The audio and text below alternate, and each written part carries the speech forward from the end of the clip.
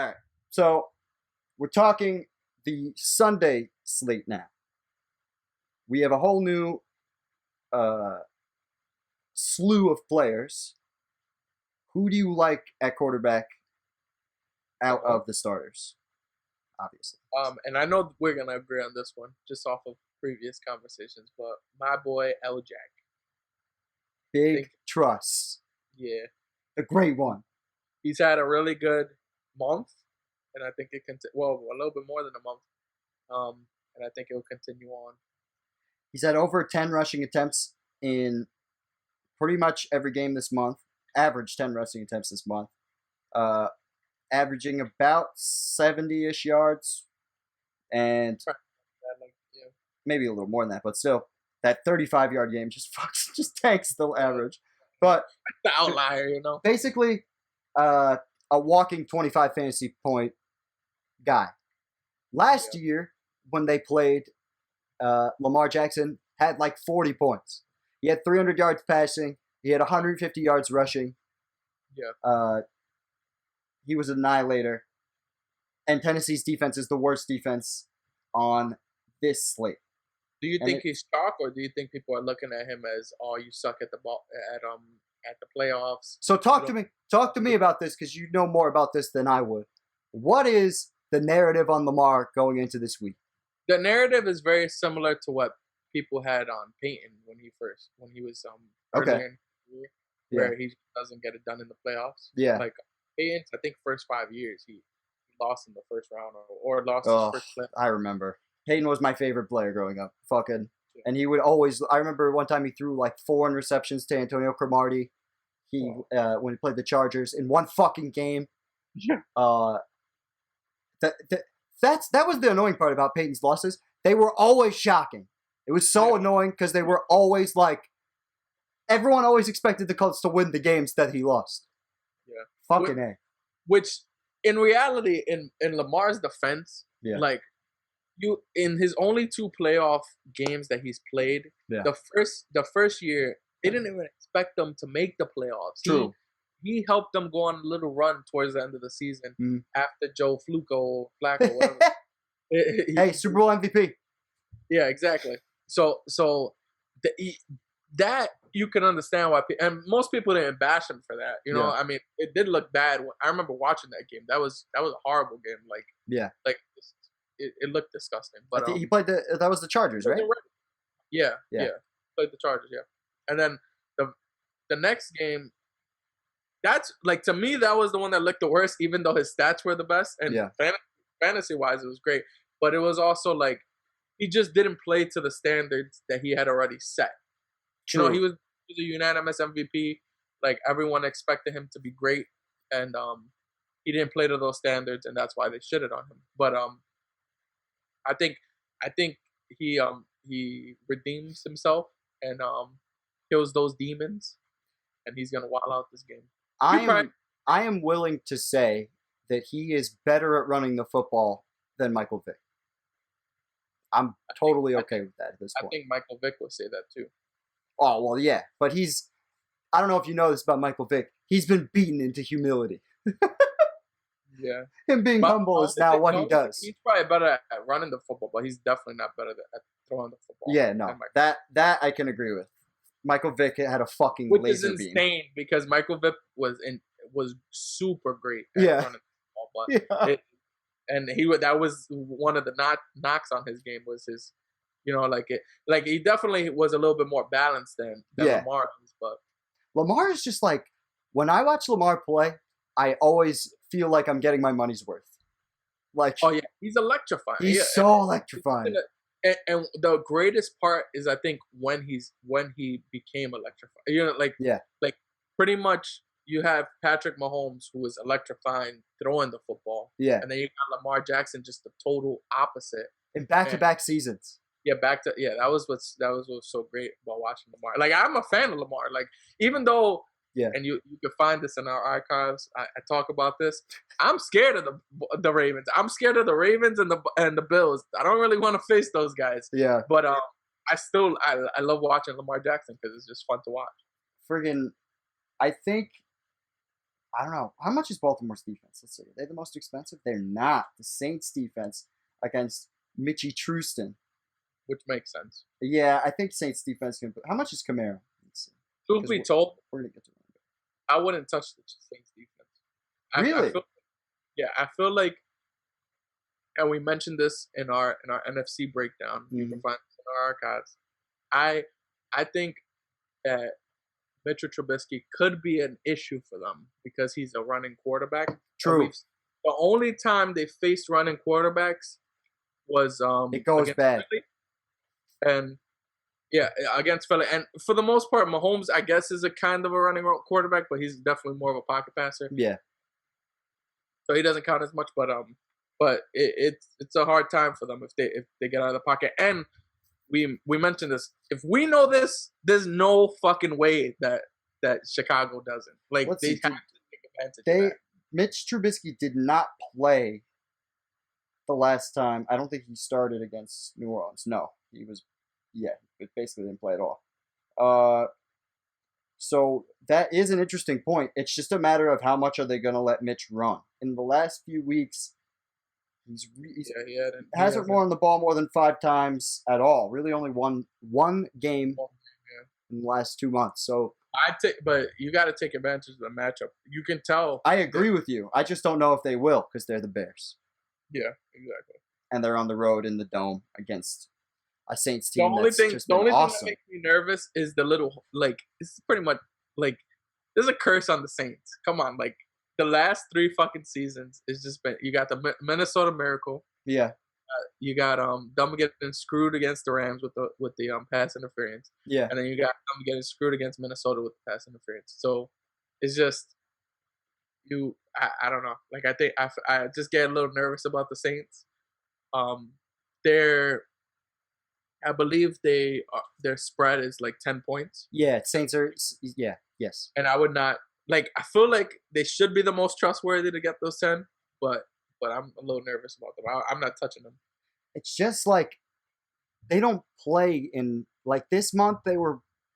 These 3 straight games were close, but outside of that, if you look at a lot of these games, they've had a lot of blowouts in comparison to other teams this year, and I think it could be a situation like that if the Mitch Trubisky that I love shows up.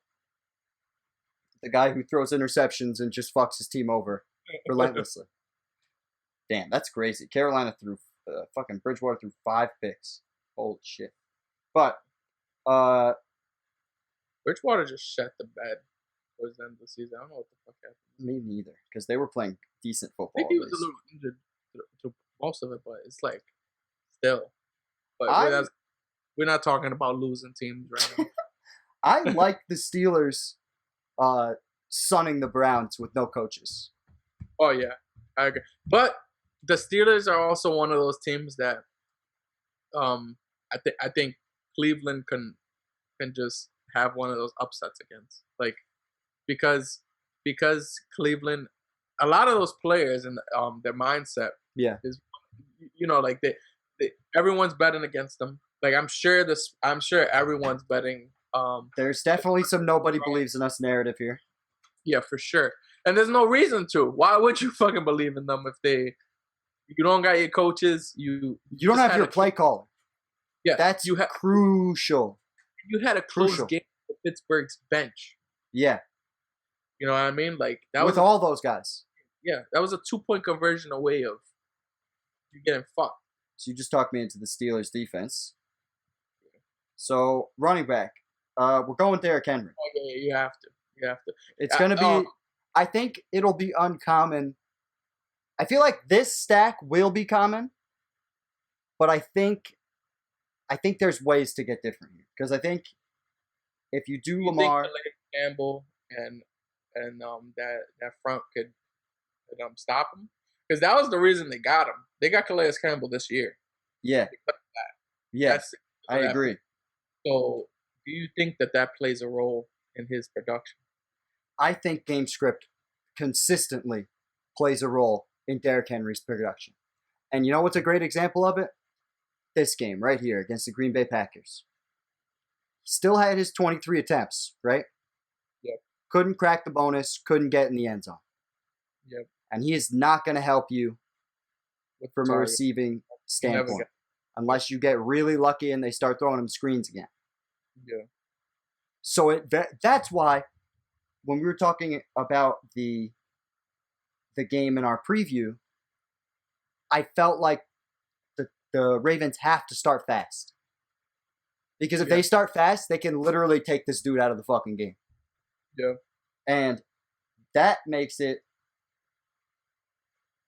not him, but a game where this man can make some fucking damage. Now, Marcus Peters is going to be guarding him, but Marcus Peters isn't as big as AJ Brown. So I have a thing, and I haven't mentioned this to you. Okay.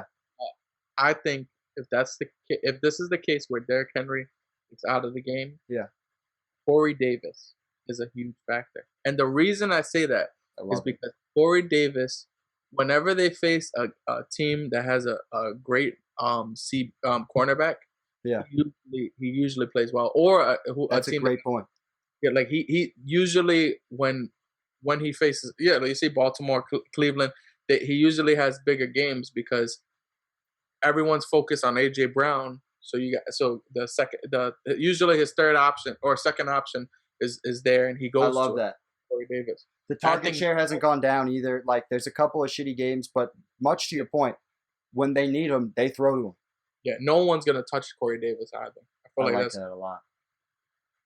I like that a lot. That's good shit. And I think that's a better person to bring back with, because I think that'll differentiate us. Yeah. Here. So now we got to pick two running backs. Then, if we're not gonna pick Derek, we got to pick two running backs. Who do you think is gonna get the most production? Like Dobbins, they've been giving the ball to a lot. Yeah.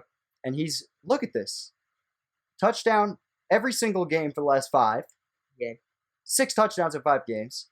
Very decent floor and has potential to explode. The only problem is he's not getting more than 15 touches in total. But the whole thing is you might get all the touchdowns between him and Lamar Jackson, to be honest. That's true. I just wish he would catch some more passes so I could maybe justify, okay, maybe Lamar will throw it to him. Yeah, exactly. You know? But I don't necessarily hate that. I like Chubb or Hunt. Hunt is very cheap this week. Yeah. I could see Hunt playing a factor if they go down. You know, he's usually there no matter what. He's the best when it comes to game script for them, because he's gonna be there if they're up, or he's gonna be there if they're down. This is another thing I wanted to bring up, because we are playing the Steelers defense. It's only a 3-game slate, a 3-game slate. You're gonna be breaking some rules that we've used all year, like not stacking a running back with the opposing defense. But and it doesn't matter. Like if they get a pick on Baker Mayfield, that has nothing to do with Kareem Hunt. True. You know what I mean? Very true. Or if they get a fumble. Chubb, another guy, touchdowns in 6 straight games.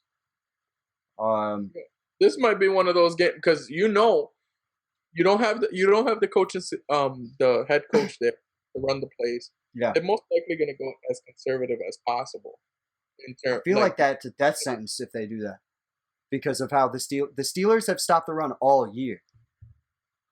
That's why I like going Hunt, because I think he's going to get the catches out of the backfield. You think? Okay. Because he's cheap, number one. Yeah.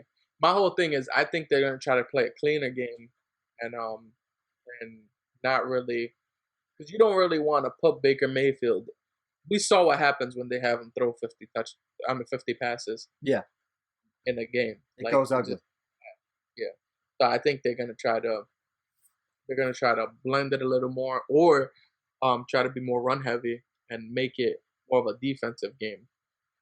It always depends on game script, these sort of things, and like how that first quarter turns out. Yeah, exactly. That's going to dictate it. First 25 plays. True. Yeah. But all right, we'll come back to that second running back. Let's look at tight end really quick. We got Jared Cook against Chicago. He had a very good game against them last time. 551 and a touchdown, 7 targets. Yeah. But Michael Thomas is coming back. which I think fucks Jared Cook's value hard. Yeah, facts. Michael Thomas is going to be. We're going to talk about him in a second, but I think Jonnu might be an X factor. Yeah. If we're going to talk about what about with the stack with Lamar Jackson, you put Mr. Mark. Yeah. He's been so inconsistent. But his target share has been the only thing that has really kept me playing him every week. He's got to get in the end zone. You think they get him there? Titans defense is ass. It's just because Marquise Brown has been taking all the fantasy point production. He's got touchdowns, and he's got almost a touchdown in every game for 2 months. So that's my only thing. And you probably get away with playing both of them. Did he play against the Titans? Who? Marquise Brown? No, he was at yes, and he Dudzillaed for whatever reason. This was the game. I remember this.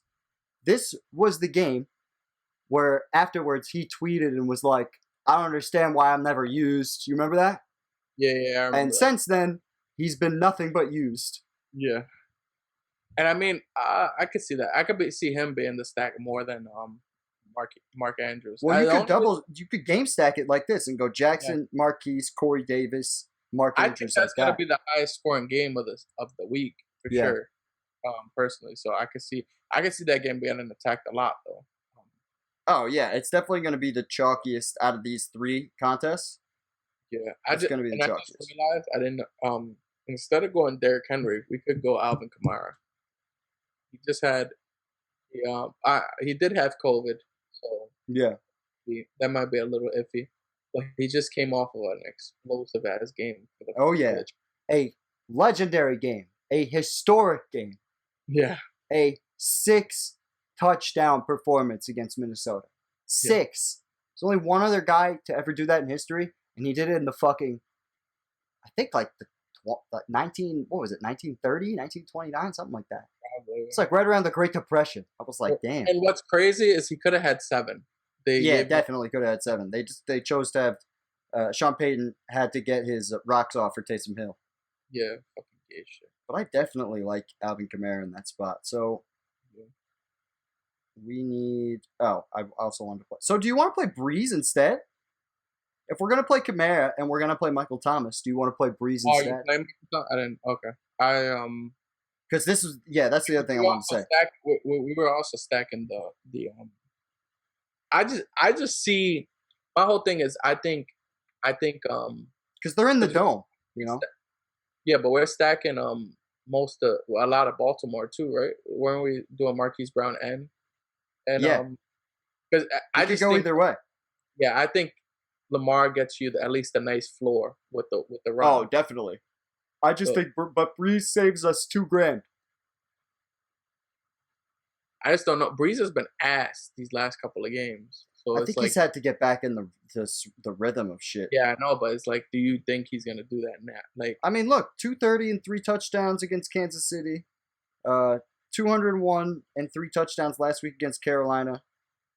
Minnesota wasn't a good game, but I would trust Breeze in the dome. But let's see if we can get a cheaper option. If there's somebody I like down here that's cheap, then yeah. But I feel like we're probably going to end up needing. That'll be too much stacking on the Ravens with Des Bryant. That'll just be if we think it's an onslaught, which you do. I just don't think. My whole thing is even if you think it's an onslaught, he only catches 1 pass a game. It's like annoying. Yeah. He did well against Tennessee in his debut, but I'm just not a fan because they don't play him a lot. Khalif Raymond, I'm pretty sure this was the guy that caught the bomb last year in that Baltimore game in the playoffs. There's Humphreys could always be. I mean, is Humphreys playing? Humphreys is out. He's on the IR, I'm pretty sure. So hold on. If we go Breeze here instead, right? Just hypothetically. Yeah. At least take Breeze. Now we're looking at a much Claypool. You could go play Claypool or Schuster. I'd rather go Claypool. Yeah, same. You know what I mean? Because I think I think he's going to assume wide receiver 1 opportunities. Yeah. If I had enough for Deontay, I would take Deontay just because he's an absolute target monster. But Claypool is the bomb guy. Claypool has been elite this year. Yeah. And but think about that. Going into this year, would you have expected Juju Smith to be the 3rd receiver in that team? No. Last thing I expected. Yeah. He was definitely drafted before both of those guys. Claypool, I'm sure, wasn't even drafted in fantasy leagues. Yeah. Like, the Deontay Johnson thing just makes no sense to me. Yeah. He gets like 8 billion targets a game. It's absurd. Like, let's go to that, brother. Like, this guy, it makes no sense. Must have a rapport or something with Breeze off the field. I mean, not Breeze. With Benny Boy. Yeah. But like 16, 13, 12, 13, 14 targets. It's because on the read pass options for Ben, he's the only guy that gets the pass option. They don't ever put anybody else in that spot. Yeah. I don't really understand it, but play him if you have the money. We don't, but play him if you do. Yeah. I like Claypool. Yeah, I'm totally fine with Claypool, and I definitely want to take Michael Thomas here. Michael Thomas is a guy that I don't think a lot of people are going to be on because they see Chicago and they see the fact that he's had a subpar year, but a subpar year for Michael Thomas standards, not a subpar year for a wide receiver. He's still come in and had productive-ass games, high target, low average depth of target, and I expect Michael Thomas to have a huge playoffs. Yes. We're pretty much putting that's the offense right there. Alvin Kamara and Michael Thomas is the Saints' offense. And when you add, that's why. Also, in winning Millie Makers, there's I think only 1 or 2 different cores that have quarterback, running back, and wide receiver at the top of the list. One of them is Mahomes, Kareem Hunt, and Tyreek Hill back in the day. And the other one is this one. Yeah. Kamara, Breeze, and Michael Thomas. Because they could combine for 20 targets, Thomas and Kamara. So I really like this. Another fantastic lineup that I'm super happy with. We got Drew Brees, Kareem Hunt, Alvin Kamara, Marquise Hollywood Brown, Corey Davis, Michael Thomas, Mark Andrews, Chase Claypool, and the Steelers. Defense.